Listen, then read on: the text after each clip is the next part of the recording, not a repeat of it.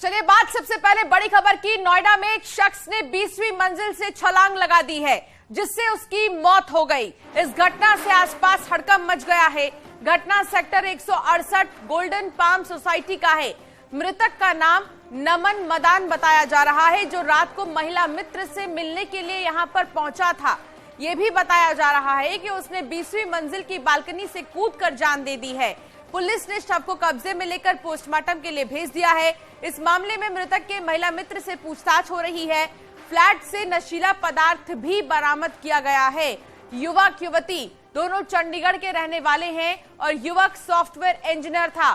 शुरुआती जांच में नशे की हालत में दोनों की नोकझोंक की बात सामने आ रही है, लेकिन सबसे बड़ी बात यह कि पिछले कुछ दिनों से लगातार आत्महत्या के मामले सामने आ रहे हैं नोएडा से। अभी कुछ दिन पहले गार्डेनिया ग्लोरी सोसाइटी में 46 सेक्टर में 7वीं फ्लोर से डीपीएस की एक टीचर ने कूदकर आत्महत्या की। हालांकि फ्रस्ट्रेशन की वजह से, डिप्रेशन की वजह से उसने ऐसा कदम उठाया, लेकिन जो नोएडा के 168 से मामला आज सामने आया, 20वीं मंजिल से युवक ने आत्महत्या की है।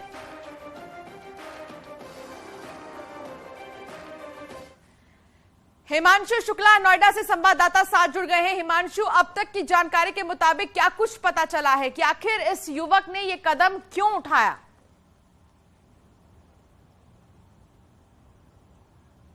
देखिए, सबसे पहले आपको बता दें कि इस समय हम उसी सोसाइटी के बाहर मौजूद हैं। गोल्डन पाम सोसाइटी है ये, सेक्टर 168 में, और आप देखेंगे ये वही टावर है, ओ टावर, जहां से युवक ने 20वीं मंजिल से छलांग लगाई थी और छलांग लगाने के बाद उसकी मौके पर मृत्यु हो गई। आप देखेंगे नीचे एक कैफे भी है जहां पर वो आकर बॉडी गिरी थी, उसका जो बोर्ड है वो भी टूटा हुआ है, और यहीं पर इसी ठीक कैफे 18 के नीचे यहां पर उसका शव पड़ा था। उसके बाद मौके पर पुलिस पहुंची थी। पुलिस ने शव को कब्जे में ले लिया है।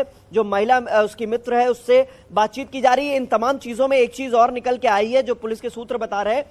ये जो सोसाइटी का ये जो टावर है ये डेडिकेटेड है। आप ऑनलाइन बुकिंग कर सकते हैं। ऑनलाइन बुकिंग 1 दिन की भी हो सकती है, ऑनलाइन बुकिंग 15 दिन की भी हो सकती है। और ये ऑनलाइन बुकिंग युवक और युवती के द्वारा की गई थी। यहाँ पर 1 दिन की बुकिंग की गई थी। स्टूडियो अपार्टमेंट्स है ये, और यहाँ पर बुकिंग की गई थी। और इस दौरान यहाँ पर फ्लैट से शराब और नशीला पदार्थ बरामद हुआ है पुलिस को, जब पुलिस यहाँ मौके पर पहुंची है। और जो महिला मित्र है उसने भी कहा है कि वो लोग नशीला पदार्थ का सेवन कर चुके थे। शुरुआती जांच में यही कुछ निकल के आ रहा है कि जिस तरीके से शराब पीने के बाद और नशीला पदार्थ के सेवन के बाद आपस में नोकझोंक हुई होगी, और जिसके बाद युवक ने 20वीं मंजिल से छलांग लगा दी और उसकी मौके पर मृत्यु हो गई।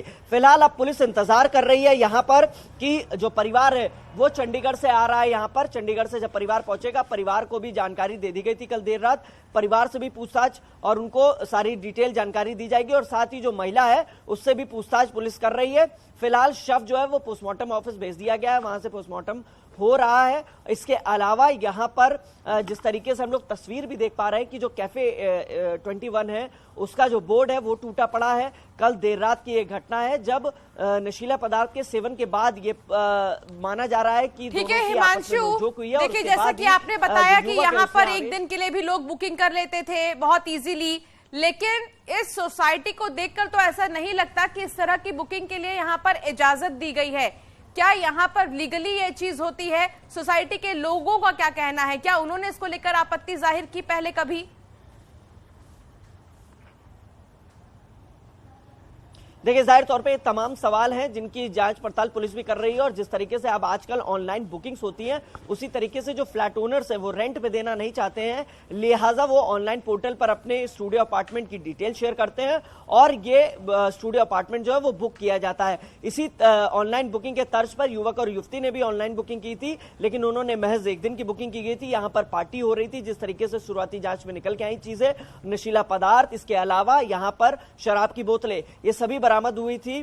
पुलिस ने सभी को कब्जे में ले लिया है और जब्त कर लिया है। इसके अलावा जो महिला है उससे पूछताछ की जा रही है। लेकिन सोसाइटी के लोग क्या कहते हैं और क्या ये लीगली था, क्योंकि ऑनलाइन बुकिंग जो है वो पर्टिकुलर ओनर की तरफ से की जाती थी, यानी वो अपनी डिटेल्स ऑनलाइन पोर्टफोलियो पर शेयर करते थे और उसके बाद लोग जो है बुकिंग करते थे। ऐसा बताया जा रहा है कि ये जो टावर है ये स्टूडियो अपार्टमेंट है यहाँ पर, और स्टूडियो अपार्टमेंट में 1 दिन की, 10 दिन की, 15 दिन की, लिहाजा जो जैसा चाहता है उस तरीके की बुकिंग किया करता था।